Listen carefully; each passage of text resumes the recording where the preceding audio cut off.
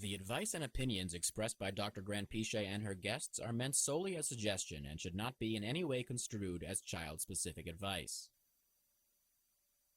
Dr. Doreen Granpeesheh is Dr. Doreen is an expert in autism. Doreen Granpeesheh. Dr. Granpeesheh. Dr. Doreen Granpeesheh. Dr. Doreen Granpeesheh is a visionary in the field of autism. Now you can ask the questions on Ask Dr. Doreen. Good morning and welcome to Ask Dr. Doreen. I'm Shannon Penrod and I'm here with the fabulous Dr. Doreen Granpeesheh. Good morning. We took a little bit of a hiatus. I was away all of last week, but we're back. And I was very sick. Well, I wasn't going to tell anybody that. Oh, that's yours okay. to tell. But you look great. Oh, God, thank you. And I am very casual today. I'm just like, this is my first day out of the house after having suffered with COVID for over a week. That was a nasty virus. Well, we're so glad that you're Thank you so here and you look marvelous. Oh, thank you. It's good to be back. Maybe a little rest was in order. Oh, my gosh, yeah. I wasn't really able to do a lot of rest. I don't know if I told you that, you know that I have a new puppy. Yes, I know that. And I was the only one in the house this entire last 10 days. Oh, my gosh. Yeah, my husband and son are traveling. So not only did I have the puppy, but the puppy got sick. So on top of this, 2 or 3 nights into it, with a mask, I had to take the puppy to the Access Hospital at like 8 o'clock at night until midnight. It was not a good. That's when. Is the puppy okay? Yeah, he's fine. Okay. Yeah. All right. And you're looking good. So that's all good. And everybody didn't need to know all that information about my No, life. but I think, you know, that's part of life the way it Life, is now, yeah. that people want to hear that you're a real person and you have a puppy for and sure. you sometimes get sick and, Yeah. you know, life is like that. Life is life. I think actually people enjoy that more than anything that's else. good. You know? Well, you know, So, I'm open. But we love what you say too. For those of you who are new to the show, maybe you've stumbled across it for the first time today. First of all, welcome. I identify as a pony, a parent of a neurodiverse individual. That's my thing. That's what my son and I have agreed. And so I'm always thrilled to be here. But of course, you know, this show is called Ask Dr. Doreen. We have Dr. Doreen with us. Dr. Doreen Granpeesheh is an expert in the field of autism. I believe the expert in the field of autism, especially in our time. And what other time is there? And she has been working in this field. It's funny, I was in conversations about this weekend. You've been in this field for more than 40 years. I think you're more than 45 years now. Yeah. We're not good at, I'm not good at math. So 25, we're in 2025. Yeah, 47 years. yeah, 47 years. But people this weekend were like, how can that possibly be? 47 years. Like that would make her 108. And I was like, let's insane? remember that you started You know, very early. I did start very early, but also it's what reminds me is when my adult patients or contact me. Yes. And they tell me about their life and so on, and they're like, one of them just recently turned 40, Right. as you know, and I was like, good Lord. Listen. And in another life, like That's in this right. lifetime, but before autism, I taught college.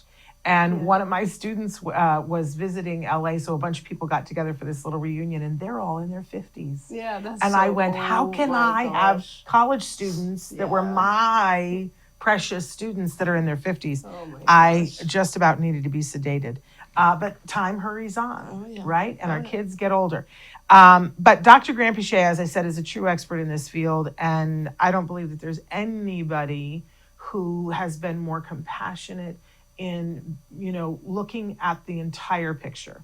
The individual themselves, what is going on uniquely in their biological bubble. Yes. But also the impact of that on them, how they feel, and what that is like for the people around them who love them and how stressful that is.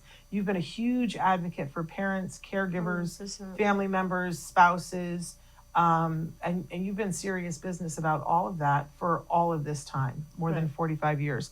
So it's a thrill to be able to sit next to you and field questions from our viewers. We're live right now. It is the 30th of September. I'm not even looking, 2025. Wow. So we're live right now on Facebook, YouTube, Twitter. Our fabulous Chris Desmond, who really holds the fort down here for us.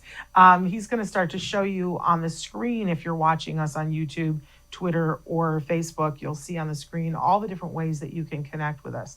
Now, we are very aware that the majority of you listen to us in podcasts, but at some point you might want to tootle over to YouTube. I would especially tell you to check out the Ask Dr. Doreen YouTube channel. We've been doing this now. We're in our 15th year. This is really kind of crazy how much content we have been able to send out. We're going to talk about in a minute how we, apparently we've been more on the forefront of things that people are just finding out, that we've been doing shows about for decades. A long time. Right. So anyway, check out all of our content. It's all free to you. We work very hard to make that free to you. Obviously, of course, it's not free. So if you're downloading the podcast, you will see that there will be advertisements regularly throughout the podcast. I hope that you embrace that and say, fabulous, thank you. This means I don't have to pay for it. But for some of you, you've written and said, that's not the way I like to consume my content. Please go over to glow.fm/autism-live. And when you go, you will get everything that the Autism Network puts out. You'll get it ad-free for a very low cost of $5 a month. And in that way, it'll come right into your inbox anytime we do a new show. You won't have to wonder, when did they do a live show this week? It's there, and it's ad-free, and it's yours to consume how you would like to, which isn't technology great? It is. And you get choices. A big topic for me this last week was choices. Choices, like we all have choices of things that we want to do, things we want to focus on. So you choose how you want to consume the content. Just know that we're here for you. We love it when you write in questions. The question feature is open right now on Facebook, YouTube, and Twitter. You can always email me as well in advance. Just send something to Shannon at autism-live.com, and I will get your questions answered. But you can ask right now just by typing in Facebook, into YouTube, into Twitter, and it will show up here for us to see. Now, we do have a topic today that we want to get to, which is talking about functional communication. But since we last were here with you, kind of a big thing happened. There was a press conference. And I don't know about you, but in the last week, I sat with a lot of families who had a lot of questions and a lot of grief. That's what I saw more than anything else. Tears about what does this mean? At least one mom who said, well, it's clear now I caused my child's autism because I took time, tore my heart out of my body. So there's things that we need to share with people so that they have a better understanding of what's really going on. Yeah, absolutely. I think I'm really grateful that I get this opportunity to talk about this because lots of different reasons. I mean, the first one, something you sent me last night made me think that, wow, it just never occurred to me that, and this is, my fault for not thinking in terms of what parents must be going through right now, but just the fact that parents could possibly blame themselves is so not acceptable to me. Yeah. It's just so disturbing to me in so many ways. Shannon, I lived through, talk about, having been in this field for 47 years, I lived through something that I don't think a lot of people right now can say they lived through. Back in the 70s, I went through this with parents because in those days, we were just literally coming off the phase of Bruno Bettelheim, who had said this whole thing with autism has to do with the refrigerator mother, the mother who is too cold towards their child and therefore their child becomes autistic, and this was such a ridiculous notion, but it was, if you can believe it, the prominent thing in the, late 60s and early 70s. And we had to over and over and over tell parents, this is not the truth. And so, it's funny that you said, you mentioned how important it is for me, the parent side. And that is truly the thing that kept me in this field, was the number of parents, moms, who would come to my office at UCLA and sit with me late at night and just cry and say, what did I do? How did this happen? What can I do? What's his life going to be like? Just, guilt and fear, the worst feeling. So I don't want any parents to misinterpret what is happening right now. And so I thought it would be very important for me to talk a little bit about this. And I hope this segment goes viral, because this is important. Okay. So the president said, and this is, a lot of the work that RFK Kennedy has come up with. And I want to say that I completely agree with the premise that Tylenol can cause problems.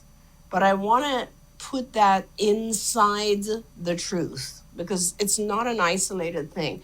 Saying that Tylenol on its own, acetaminophen, can cause autism is the same as saying vaccines can directly cause autism. And we know how much controversy there is about that. And we know that even the folks who have published on the damage that certain vaccines can do would never make that statement, because it is impossible. There is no direct causative factor. And I want to really talk about the mechanism of Tylenol in the body, so that anyone who questions what was said and what it actually means really understands this.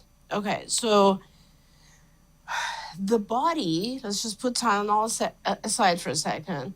Our bodies have a mechanism to take oxygen and turn it into energy, okay? That's why we need air. So when we do this cycle of taking oxygen and turning it into energy, the side production of this, so one of the things that our body, the cells produce as we're transferring oxygen into energy, are these kind of radical particles. They're called free radicals. And they're a side production of this synthesis of energy. So you take oxygen, you produce energy from it, and the waste matter, let's look at it this way, the waste, or whatever, the side thing that comes out of it, are these particles called free radicals. Free radicals are not good. Free radicals are radical. Think of them as, waste. Think of them as the trash. They're trash. They're more than trash, because if you have too much circulation of free radicals, they cause a lot of problems. They cause problems all the way from, first of all, they increase your inflammation. So that's number one. Your whole body goes into inflammation mode because it's a protective mode. They damage proteins, they damage protein synthesis, they damage DNA production. They do a lot of things that are not good, especially when you are an infant or in the growth stage of brain growth, right? So when you're young. So free radicals in general are not good. So what does the body do? The body has this incredible cycle, this system of cleansing and getting rid of these free radicals. And that is through our own antioxidants, right? Our body produces antioxidants like vitamin C, vitamin E, glutathione, the most important antioxidant we produce, in order to balance out this process. So you're living a normal life, you are taking in oxygen, you're producing energy from the oxygen, and on the side you have these free radicals being produced as well. But your body has taken care of this and has said, no worries, the glutathione will come and eliminate these free radicals and will put us back into homeostasis. We'll fix this cycle. Okay. So that's a normal, healthy, functioning body. Glutathione is there, and it takes care of these free radicals. So we want low free radicals, high glutathione, right? Because the glutathione is the good stuff, the free radicals are the bad stuff. So let's talk about, and as I said, when you have too many free radicals, it can cause all kinds of problems in the body and the brain. Okay. So what happens now? Let's talk about things that increase free radicals and or decrease glutathione, right? So anything that increases free radicals is going to pull more glutathione, is going to need more glutathione. Tylenol, acetaminophen, is one of those things. So when you take Tylenol, I just took Tylenol earlier because I have this, I'm still getting over this thing. I know that my body now will be pulling glutathione in order to eliminate the free radicals that are being produced from the Tylenol that I took. Now, last night I ate some chocolate. Guess what? Chocolate produces a lot of free radicals and requires glutathione.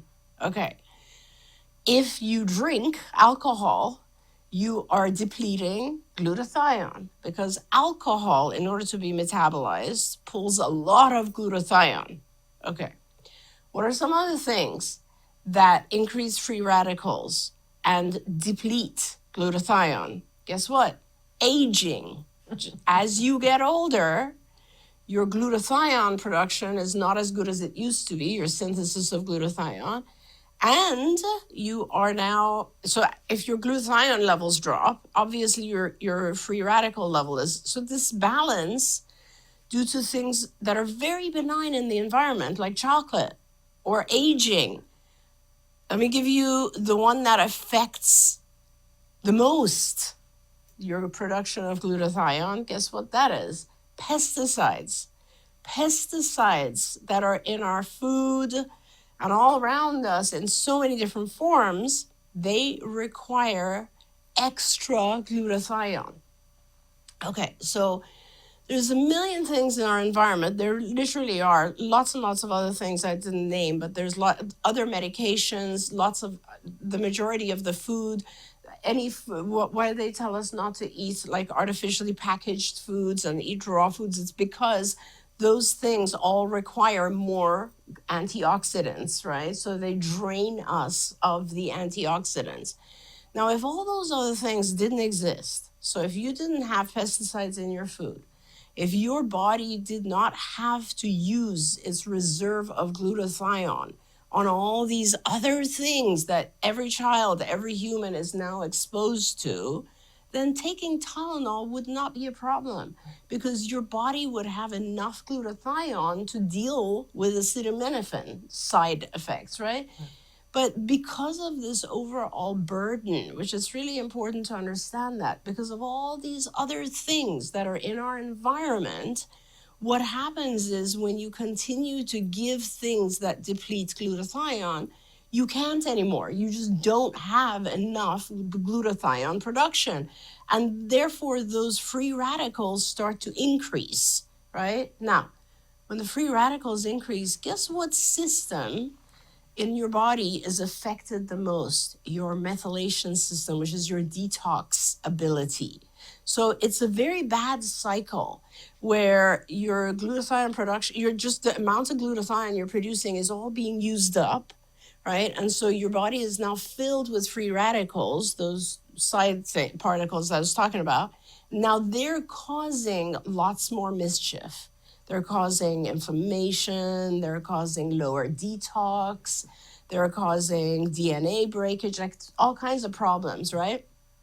This is not just happening to pregnant women. This is happening to non-pregnant women, to every human being, because we are exposed to too many toxins. I've been talking about this for 20 years and I'll just keep saying it.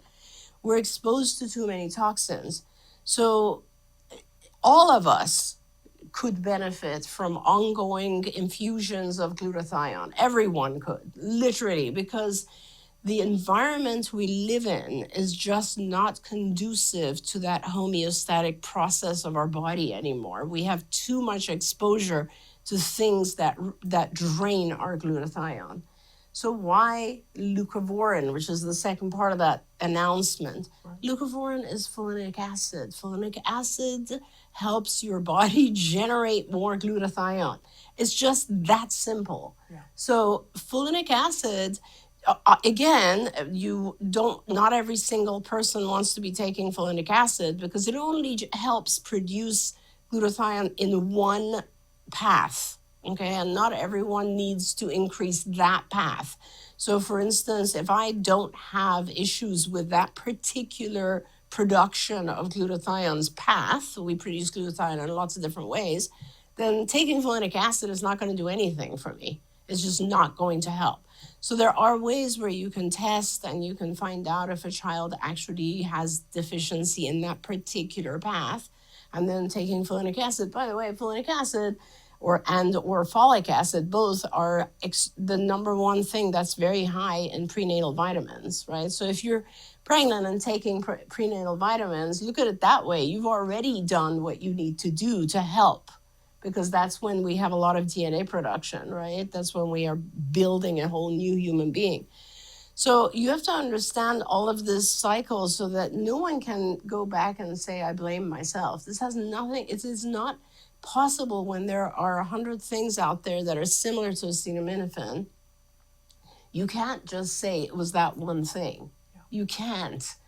If I was to pick one thing, I would not be picking that one thing. Because think about the number of people in the world who take Tylenol, right? Yeah. So it's not, you would have a much bigger response than we currently have. It is not that one thing. It is the overload. It is the overload. And if I had to pick one thing that is leading to the overload, I would pick pesticides above all else. And by the way, vaccines also do play a role in this, because vaccines, the way they work in your body is that you do need additional methylation, additional glutathione when you vaccinate. You just need that in order to be able to get back to homeostasis.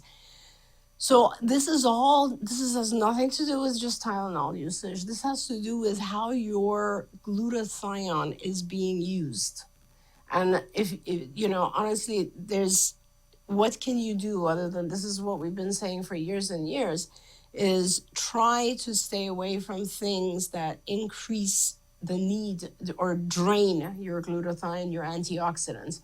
Why do you think, Shannon, 20, 30 years ago, there was no discussion about, nobody even knew what an antioxidant is, Or a and probiotic. now, for a long time, right? And now it's all about, because why? Because 20, 30 years ago or 40 years ago, we didn't have to learn about that. Our body was able to take care of that, was able to produce this homeostasis by itself. And now, no, we have to support it in lots of different ways. I don't know about you, but I take so many different vitamins every day. I, get regular IVs of various types of things, including glutathione. And all of that is just because of the exposure that I have to regular food, I don't drink. I'm not a drinker. For people who do drink alcohol, they need even more glutathione. It's just not a healthy environment, and for parents, what can you do? Where are you going to live? Where you fed your child normal food. You didn't know. You can't blame yourself for that, So these are, I think that's why I wanted to really talk about this, because I think it's very important for parents to realize you did nothing wrong. You did nothing wrong. And I hope that people hear that. It's so hard, and I understand it personally. It's funny because my husband and I had a discussion this week, and I said, I get it. It's the default that we all go to. Yeah. And it doesn't matter what is said or who says it. It feels personal. I remember when the study came out that said that women who were overweight during their pregnancy were more likely to have a child with autism, and I cried for 3 days. Yeah. Because I was like, oh, it's my fault. And when the study came out from Israel saying that men who are over the age of 45 when their Yes. child is born, Yes. more like, and my husband walked around in a funk for a month Yep. because he was like, oh, it's my fault. I think it's important as a community. I think for too long we've kind of stuffed that down. It's the stuff we don't even share with each other. Right. And whenever I go to speak to parents, I always voice it and we all cry. Yep. And everybody goes, oh, I'm not the only one. But I think it's important to like really be gentle with yourself and realize that have your feelings. I'm always about have your feelings, own them, see where they're coming from, but also acknowledge that just because your brain is saying something doesn't mean it's true. Right. And for me, and one of the things whenever I talk, I say I'm the luckiest person on the face of the earth for various and sundry reasons. But one of them is that for whatever reason, I don't know who said it to me or how I came to it, but early on, I decided I had to let that go. That I may never know why, but that whatever why wasn't going to change what was, Right. and that I needed to deal with that. Right. Right. And once I got on that page, yeah, do things still pop up? Right. Right? But you know, I think it's the one truly good thing I did in my life without that I can't beat myself up about, that I decided let's deal with whatever is. Right. And let me take whatever energy I have and put it down that path. Yeah. And I'll never be sorry, but it's hard. It's a process. It is a process, and I've even had dads who have come to me and said something like, was it that one time that I, shook her, or was it that one time that I dropped him, or stuff like. So I understand, and as parents, this is such an incredible just thing you have to accept, and our brains are wired in that way to keep asking the question, why? Was there something that I could do? Was there something, And so you're always looking for that why. Yeah. And it's very hard. I completely understand. It's very hard for parents to just let that go and look at the present. Yeah. And I hope that being able to understand this mechanism and being able to understand that there was no way to control all the things that were happening. Yeah. There is no human way to control all of that. Yeah. I hope it helps parents understand that it was not something they did or didn't do. And on the flip, you mentioned you took a Tylenol today. Absolutely. As I was talking to people this last week, I was like, listen, here's what I know about Tylenol, but I have some in my purse, and my child takes Tylenol. It's not the pariah that, do I think about it before I take a Tylenol? I certainly do. Like, do I need this? Is this something that's essential? But I'm a little concerned about, there are women that are pregnant right now. It was all over the news this morning as I was coming in, all these women who were saying, I don't know what to do. And if I get a fever, they feel like they're between a rock and a hard place. Well, and that's a really important point as well, because a lot of the studies that were, even the ones that showed any kind of correlation, they were all kind of talking about, even though those who took Tylenol had a higher ratio of ADHD, autistic children, etc., one cannot tell whether it was the Tylenol or the fever that was there, and that's why they took the Tylenol. I'm going to add to that. Yeah. How many people here stop eating chocolate when they're pregnant? Yeah. Not very many people, right? It's not one of those things where they say, don't eat chocolate, and you stop taking chocolate. Alcohol, yes. Tobacco, yes. But chocolate is something that extremely taxes the glutathione reserves. So you can compare it. Yeah, every pregnant woman hates you now. That's what I'm saying. That's what I'm saying. And there's a lot more stuff. So, let's take chocolate and Tylenol out of the picture for a second. How many people here start farming their own food when they're pregnant? I don't, and we've talked about this so many times, and I will continue to always cycle back to this, because the food that we eat is still, in this country, in the US particularly more than other countries, covered in pesticides and multiple different pesticides, and not one or two or three or nine, so we are ingesting, every time we eat something, we are ingesting pesticides which drain us of our antioxidants. So that's where we are. That is where it starts. It's not about all the other stuff on top of that. Yes, I was talking about the Dirty Dozen and the Clean 15 so much this weekend. For those of you who don't know, the Environmental Working Group every year puts out a list. They call it the Dirty Dozen and the Clean 15. And because they do extensive research on produce in the United States, because every year it changes. Every year the bugs are different and they attack different species of things. So, and it just came out about a month ago for 2025. Do you mind, could you send that to me, or send me a reminder? Because this is one of the things that I want to print out and give to all of our offices. Absolutely. Because I think that is just something that should be on the wall.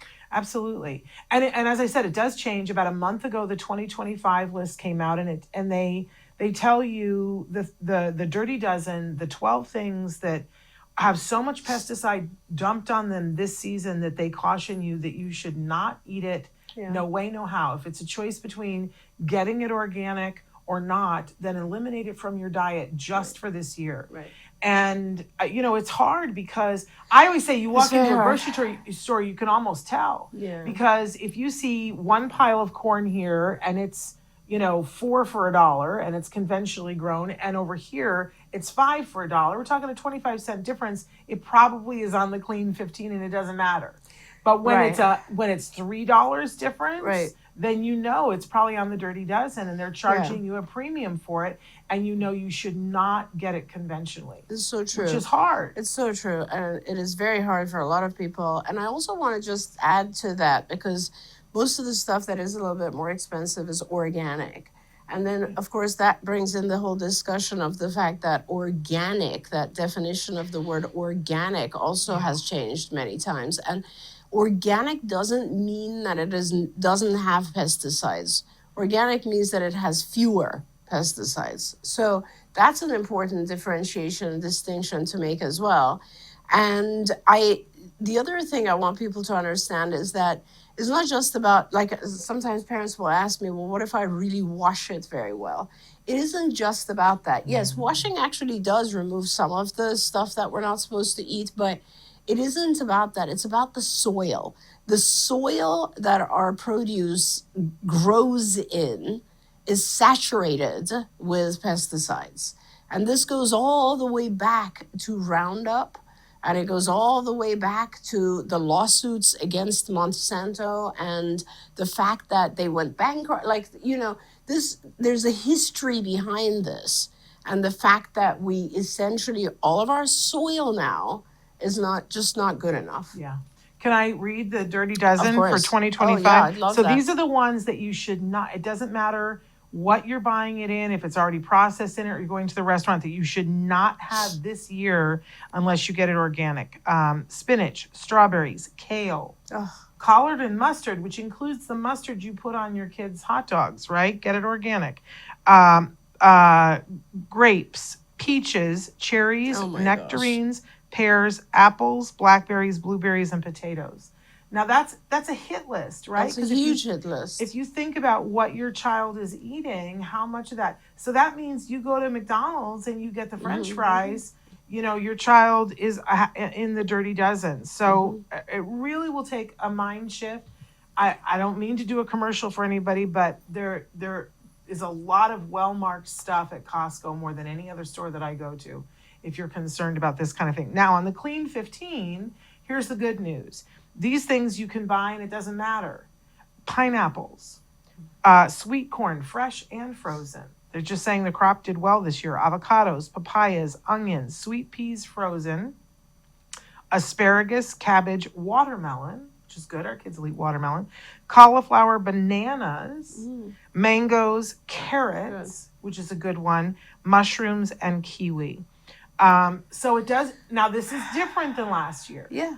You know, some things went off one list and onto the other. And of course, there's things that are, obviously, this doesn't cover every bit of produce. There's things that are in between. Yeah. But they really emphasize that dirty dozen, that's extreme. Yeah. And I there are several things on there that, you Yeah. know, I think we would all go, oh. I go, oh, just listening to that, because I eat peaches all the time. I love peaches, you know, and that's one of the problems. And I have to say, this is the other side of it, is that when you alter your diet, when you stop taking those things, it's not like you're going to have an immediate reaction or know that things have improved. It takes a while. It takes 2 to 3 months of eating clean before you actually feel better. And this is, you know, so many people now, Shannon, talk about foggy brain. Yeah. Guess what that is? Yeah. That is the existence of excessive free radicals. Like, it is all about this cleansing, this whole cleansing of the body and the brain and all of that. And diet is going to be the number one thing that affects it. And just to bring this home for those of you who have kids on the spectrum, you know, we have seen that when pesticides are taken out of the diet, we have seen, and studies have shown definitively, that what they call ADHD-like behaviors diminish. Oh, yeah. That kids are able to focus better when they don't have pesticides. When kids' methylation cycle is cleared up, we have seen that kids, the pathway to talking often is changed. Which is why they're now saying, hey, in some kids, if you give them Leucovorin, it'll help them talk. Yeah. It is essentially, it's the methylation cycle. It is the detox and redox cycles. And we didn't do the Leucovorin, but we did the methyl B12 shots. Saw a huge difference in my son's ability to speak. Yep. We also, I have tested. I have one of the MTHFR differences. Yeah. And not both. And so we took all the enriched that had the folic acid out of our diet and traded that with folinic acid. Yeah. Saw a big difference, but we didn't do the prescription level Leucovorin. Yeah. So was it offered to you back then? No. Yeah. No. Yeah. I think Dr. Fry only started talking about Leucovorin Like maybe 6 or 7 years ago. Around then. Yeah. So anyway, I hope that clears up. I have not looked to see if we had anybody who wrote in any questions, Chris. No, but I think, and thanks for giving us the opportunity, Shannon, to talk about that a little bit, because I think it's just so important for parents to understand the whole picture. Especially because of the guilt trip. Yeah, because of the guilt trip. But also because it's a very difficult environment right now. It's incredibly. Where, like, I know I'm struggling with something appears either online or on the news, and I'm like, is that true? Yeah. And then I find myself going down a rabbit hole to look that up, and I've had a lot of people who just listen. It was 2 years ago that they were starting a class action lawsuit about Tylenol during pregnancy, and we had them. I reached out to them and said, you should be advertising. Oh yes, I remember this. And of so course. we advertised, and we had a lot of people write in and say, you know, why are you like this is why would you participate in this? Tylenol doesn't cause autism, which we've been very careful to say all along. Yes. But information is information. Yeah, 100%. And this is like part of the other side of this, which I want to, again, it's just about, you know, kind of this bucket and all the things we put in here that increase free radicals, right? And so, and I was happy that we were able to help this research, because a lot of the research shows the opposite of what everybody is like worried about right now. A lot of that yes, Tylenol is one of those things that does increase free radicals, but that is not a causative thing. Like, you cannot determine causation from that. There's just no way you can say that, because it's kind of like, you know, if it's raining when you go to work in the mornings, do you relate rain to your job? You know what I mean? There's just, there are correlations, they happen at the same time, but it doesn't necessarily cause it, right? So these are very important things that we have to pay attention to. And it is a very, very difficult environment, but I will say, like, people have a lot of different feelings about this. I am just happy that our FK is bringing autism to the forefront. I am happy that he is actually talking about this and making people very aware of this. I see autism as being responsible for a lot of positive changes in the world. Some of you will not remember, you will remember, Shannon, that, even, I would say 20 years ago, you couldn't go to restaurants and order gluten-free products. It just was unheard of. You couldn't even go to a lot of different stores. You go to Whole Foods and there was like maybe 5 products that were gluten-free. That was it. Yeah. I had people in other countries where they couldn't get anything that was gluten-free, and we had to mail things to them from here. So positive change has occurred, and a lot of that people don't realize, but a lot of that is because parents and individuals affected by autism lobbied and made change. Yeah. So my hope is that, as a society, autism and those affected by autism, we will continue talking about this, because eventually we'll get to a point where we can clean up our act when it comes to food. There is no reason why we can't go back to having fewer pesticides and cleaner food available to us. Yeah. And that is, I think, one of the most important things we can do as a society.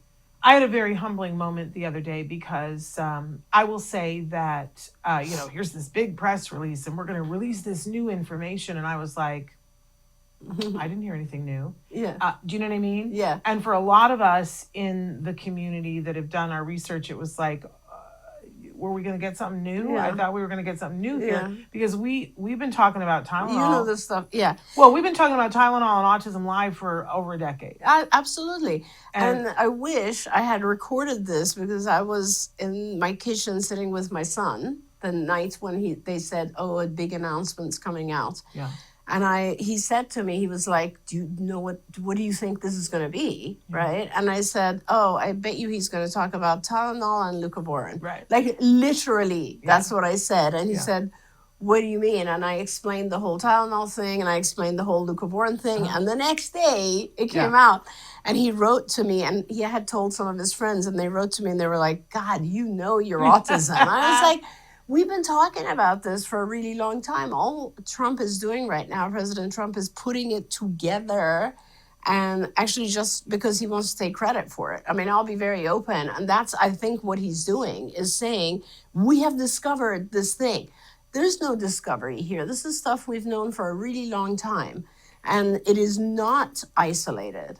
It is part of the toxicity of our environment. Absolutely.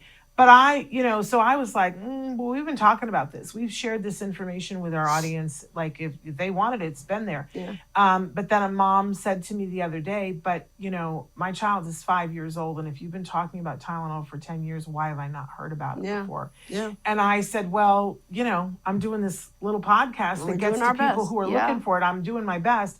But, it takes one press conference, and the controversy from it, everybody's yelling at each other.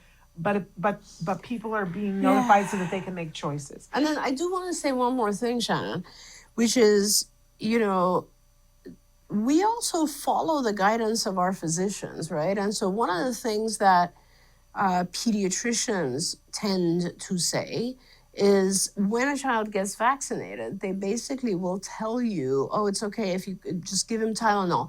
In fact, they'll say, give Tylenol before you come in for your vaccination. I was told that. Oh, yeah, I was too. So I know that is a common thing. And when you say that, if you give your child Tylenol because your pediatrician told you to, you are, again, depleting the glutathione, which makes it harder to eliminate the unnecessary parts of a vaccine. So it's just, you have to realize you cannot blame yourself. You're following the guidance of a pediatrician. You're, living in this environment. There's nothing you are doing wrong. However, we've covered this before on all of our shows. The American Pediatric Association changed how they felt about Tylenol prophylactically, giving it before the vaccine Yep. about a decade ago. Yep. And they started advising against it. And Yep. their rationale, there was a study that was done that showed very clearly that taking Tylenol beforehand weakened the vaccine. So you were actually making it, you gave your child the vaccine, you gave them the Tylenol first, gave them the vaccine, and your child didn't get the benefit of the shot. Which, why would you want to do that? So I have to go investigate that one. Because for I'm me, telling you, look it up. They no longer, and it's been about a decade, and yet I have people that took their children 2 weeks ago, and the nurse was still telling them. And this is a failure for, everybody has to take CEUs, but the message has not gotten to the local pediatric doctor's office. We do not, and they have been doing it for a long time. They rescinded their decision. So everybody should know that. It doesn't have anything to do with this discussion. It was rescinded a long time ago. Yeah, it's amazing. Well, information. Ruth says, please share if there is significant findings in the treatment of autism. And we've been regularly sharing, and I do think I would recommend to you, Ruth, that we did a panel in April that you were on with a group of people talking about all the toxicity and removing it from the diet and how getting your child as healthy as possible will jumpstart any treatment that has been found to be effective, including ABA or other things. So it's an important show to go back and watch. Absolutely. I think it's called the P2I panel. If you look at our shows in April, you'll find it. It's a great show. I loved that show because we had some pretty talented pediatricians on there. Absolutely. Talking about this issue. And I just want to say that, Ruth, thank you for your question. It is the way that I've always looked at it, and I guess I'm very thankful that I wasn't wrong. Because, if you're wrong, you got to change the way you look at it. But from the very beginning, the way that I've always looked at autism is, what do I need to do to fix the underlying biochemistry of the child so that they feel good enough to learn? And then when you have ABA and or speech therapy and all these other external therapies, they're more effective that way, right? Absolutely. So, and when you look at the underlying biochemistry, this whole thing that we talked about today, this cycle of deficiency in glutathione, is very, very common. We're talking about over 65% of kids on the spectrum struggle with this. And then it becomes even more important to do all the things that you can in order to allow the child to use their glutathione in healthy ways. So what does that mean? That means a organic, healthy diet, so where you're reducing things like pesticides, you are reducing anything that the child is not able to digest, like, for instance, gluten, et cetera, because all of those things will deplete glutathione, your antioxidants in general. So, and you're giving the supplements that your child does need, and you're under the care of a physician so that they can do regular blood tests.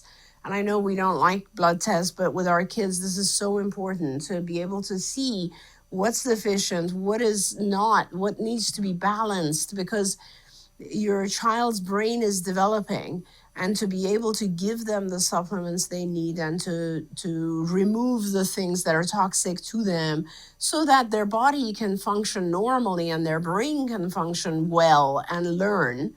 And let me tell you, one of the first things that changes when you have a lower level of inflammation, lower level of free radicals is sleep. Your sleep improves. When your sleep improves, you are therefore now, your brain is more energized and you can learn better. So it's all just you're allowing your body to function, helping your child's body and brain and biochemistry, stabilizing your child's biochemistry. That is the most important thing that anyone can do. Because when you work on that, and Shannon, I know you did a lot of that. And when you do that, then all of these external therapies are just more effective. But we've learned a lot in the 22 years that my son's been on the planet, there's things that I'm like, oh, I wished I'd known that. I would have gone back and done that. I want to say hi to Diane Angel, who said, hello, beautiful ladies. Mm-hmm. Hello to you, too. I want to make a prediction that the next thing that we'll hear in this press conference will be all the stuff that was on that panel, talking about the 3 studies that have shown how environmental toxins are affecting pregnant women. Oh my God, I hope so. Like, let's speak that into truth. I hope so that they talk about that next, because that is huge. What we learned from those 3 studies about how environmental toxins are affecting pregnant women and their pregnancies and the outcomes of those pregnancies, but also keeping our children as healthy as possible. Mm-hmm. And we have not been able to get that to mainstream traction. Yeah. So, that's what I'm happy about. I'm happy that finally we're getting. Yeah, absolutely. It's so important. But it's not new. No, it's not new at all. But oh my gosh. If anybody wants to take credit for that, sure, go ahead, put it in the news and talk about it so more people know about it. Right. Because I can't reach all of them. And yet we did the panel. And if you are listening to this, and if you know anyone or yourself who would like more information on that, the folks that we're referring to from the P2I project, which stands for Pregnancy to Infancy, that project has already put out an amazing booklet, mm-hmm. which we are happy to send to you as well. We would love to distribute this far and wide. I am on their board. I love those people. I think they're so informative and intelligent. And I think that is something that is very helpful because it very specifically guides parents and says what types of things you could be doing. And I have that and have been given permission to share it with all of you. If you write to me, Shannon at autism-live.com and say, I want that guide, I'll email it to you. Happy to do that because it's good information.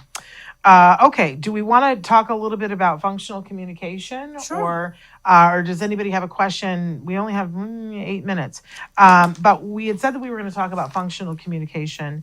And somebody wrote in and said, my child is not showing interest in using his iPad to communicate. What do you suggest? And this is a 6-year-old who's nonverbal. Yeah.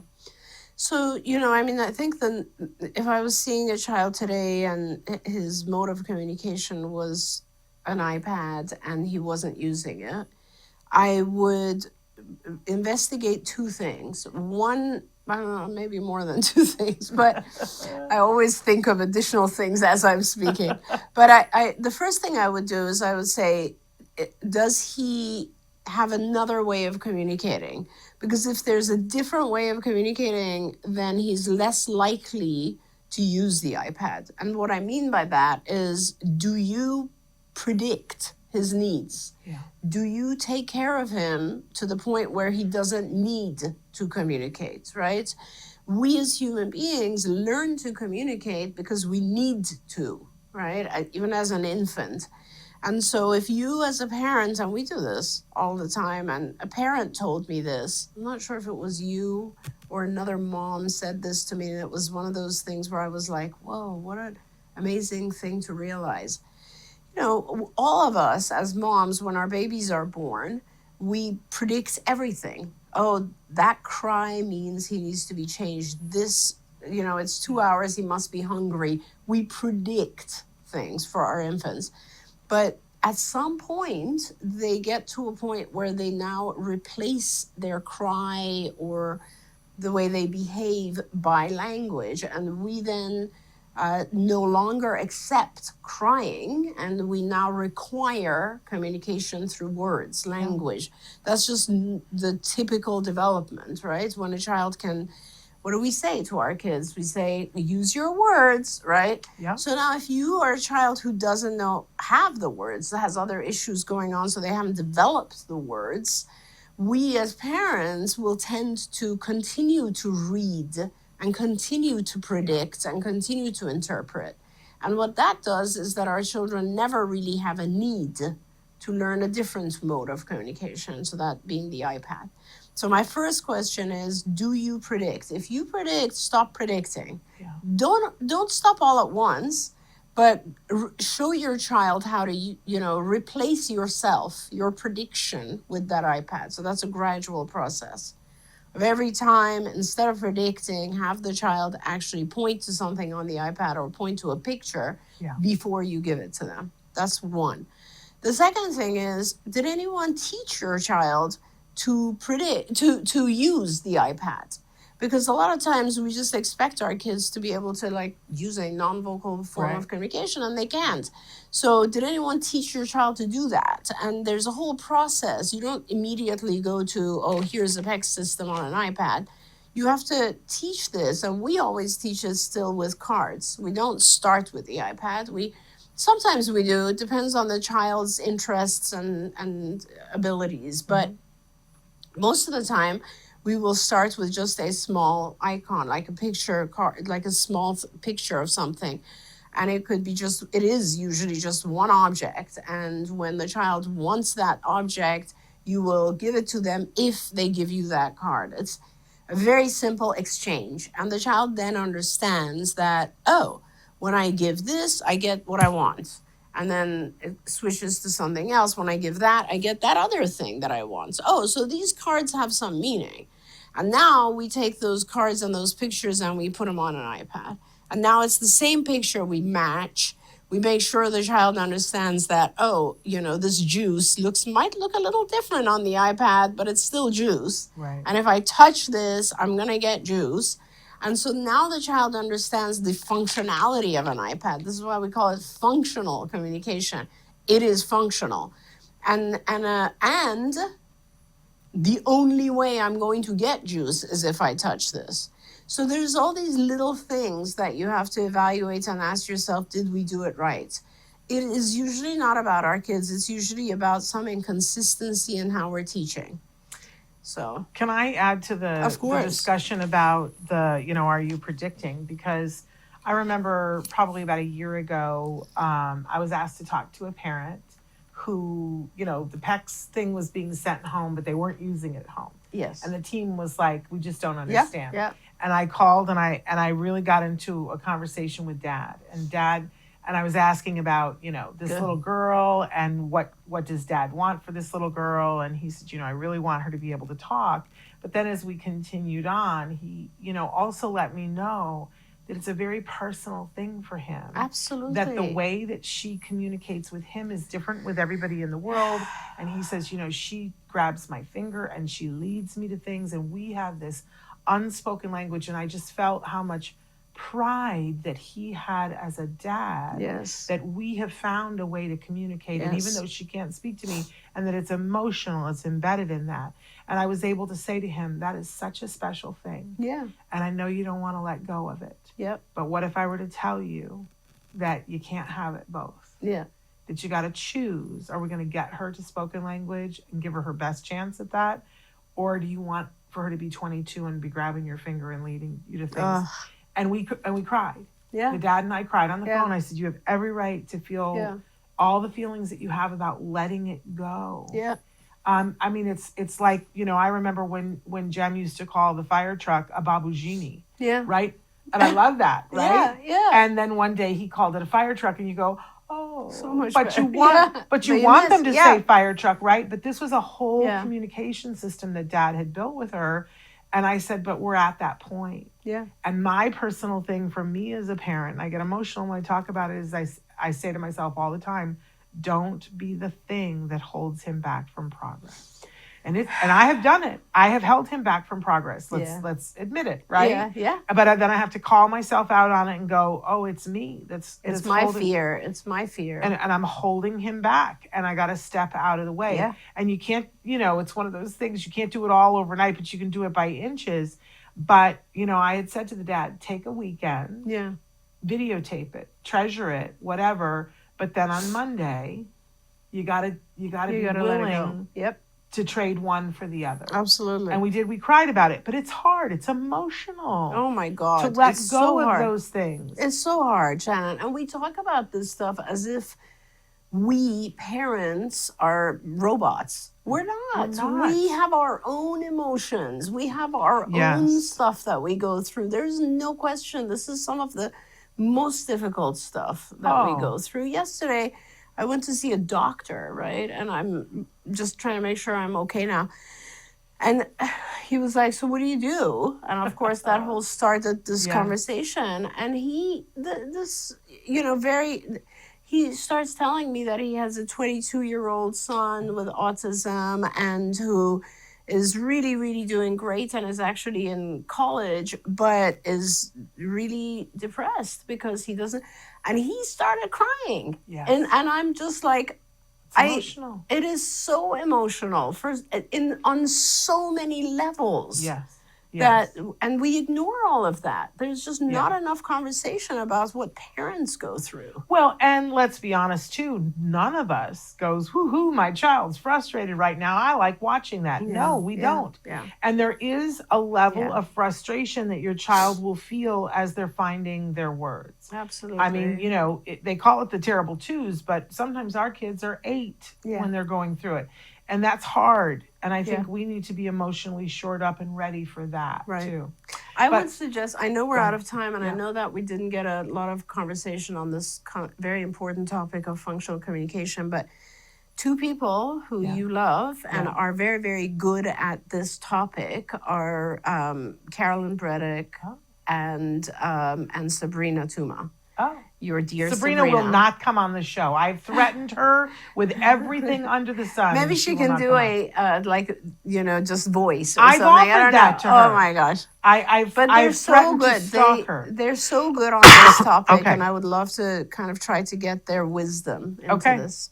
I'll try again with Sabrina. Yeah. Sabrina was our, BCBA when our son, and I can't get her to be on the show. And I have threatened, my friends. I've threatened. Anyway, I want to say that tomorrow, talk about, a dad. We're having Fred Melmed on the show tomorrow. Nice, yeah. Brilliant actor. You guys will recognize him the minute you see him. Excuse me. Now I'm going to cough. I got through the whole show and now I'm going to cough. Anyway, Fred's going to be with us. Fred has a lot of things. He has twins, 2 sons. I think they're twins on the spectrum, very different experiences. And, has a lot to say about what that's been like for him and how he feels about things that have happened recently. So we're looking forward to that. That's wonderful. And I want to say that Fred has also been very kind and has always come to our events. And he's coming this year again. He's coming this year, and it's October 25th, Saturday, October 25th is All Ghouls Gala. And we can actually announce 2 of our honorees now. Right. Chelsea Darnell is one of our wonderful honorees, an amazing young woman who has just done so many wonderful things, including making videos that are so thought-provoking, but she's an actress and advocate, has a master's in communication now. Wonderful, brilliant young woman, and was one of the casting associates on Love on the Spectrum, who is our other honoree. We are giving an award to the show Love on the Spectrum because it has made such inroads into the public understanding adult autism. And so we will be honoring, and we'll have various and sundry members of the cast at the event. Great. And we're very excited about that. That's terrific. I'm so excited. Yes. So a very good time. Plus a lot of our usual cast of friends that will be there as well. So that's October 25th. I'm going to be talking about it endlessly from now till then. Great. But people should come. And if you can't come, you should think about fundraising for or buying a ticket for somebody who maybe couldn't come otherwise. Right. What a great thing to do. You were out of time. I know you got meetings to go to. Thank you so much. Thank you Hannah. guys. We'll see you tomorrow for Autism Live with Fred Melmed, and don't miss that. Until then, give your kiddos a hug from me and one for you too. Bye-bye for now. Bye, everyone. Don't forget, you can watch Ask Dr. Doreen live every Tuesday morning at 10 a.m. Pacific time. We hope to see you there.